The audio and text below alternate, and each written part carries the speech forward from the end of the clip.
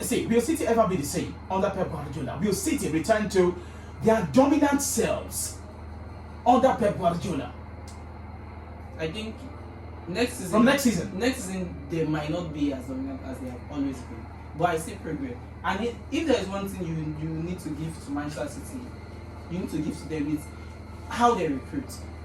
Right? Their recruitment process over the years, even before Pep Guardiola, has actually been phenomenal. I mean, if you check this Manchester City's team currently, like Pep actually said, most of the players that are playing for them currently are young players. And this is something that Pep has actually been known for. He develops players. Either whichever way you want to say it, whether you agree or disagree, Pep actually develops players. Pep, if you check, Manchester City has never bought like a world-class player to the team outside maybe Erling Haaland, right? Jack Grealish, come on, how much spent Erling Haaland for Jack Grealish? But no, think about it. How many players? If Erling Haaland, but yeah, Jack Grealish, Erling Haaland, you just mentioned. Who else? Matthew Kovacic was already a Champions League winner. He was a winner, but when you say like a world class player, players that can actually come and then you see this player world class, it's coming to change the entire team. Whichever way, there definition are of world only two class. players that have actually come in with that impression, with that high expectation from everybody. When the likes of Kevin De Bruyne was coming in, we all know Kevin was more of a potential that actually became a worthy in Manchester City. Rodri the same thing. Rodri the same thing.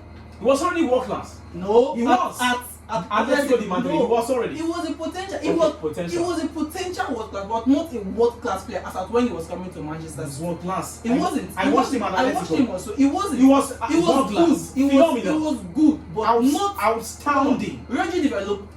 I'll stay on before I speak English. Cool. You understand, right?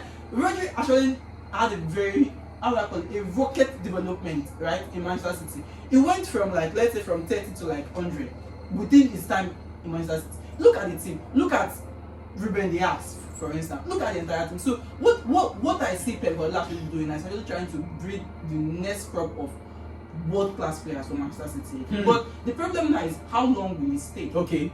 I don't even understand. That's the only problem. I see them actually improving a lot next season with this new Omar Mamouche, Nico Gonzalez, this Kruzanov.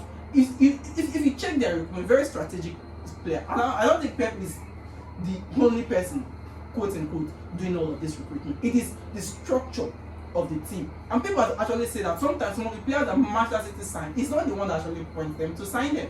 They sign the player and then they had Shaky Bigerestin, a sporting director who would leave at the end of the who left at the end of the season, and there's a new man in town and he's doing well already.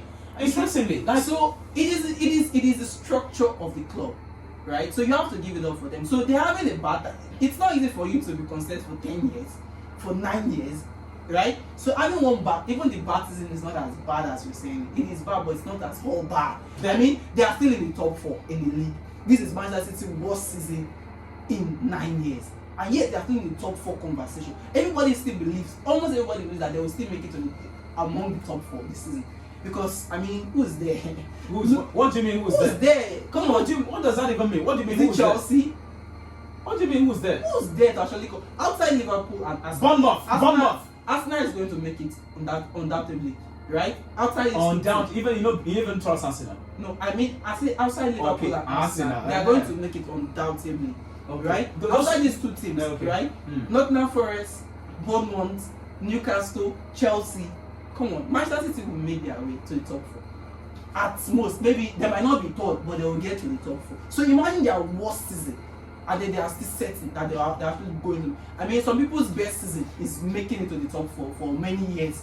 What does that even mean? Like when you see some people, I don't want to. They're top sides. They're top side City. So of course, I know they are a top side, but the point is that they have been bad, but they have not been as terribly bad as things are. It's because of the expectation we actually have for them that the whole Manchester City. That's why we're saying it like this. So next season they will come out better and stronger. So I strongly believe in Pep Guardiola. He's one of the greatest coach ever. So I don't think it is enough for us to write him off because of one bad season. If next season becomes a disaster, you can say, okay, hey, maybe Pep. It's been found out. But for now, it's yet to be found out. Yeah, it's yet to be found out. Okay, now will City return to their dominant selves under Pep Guardiola next season?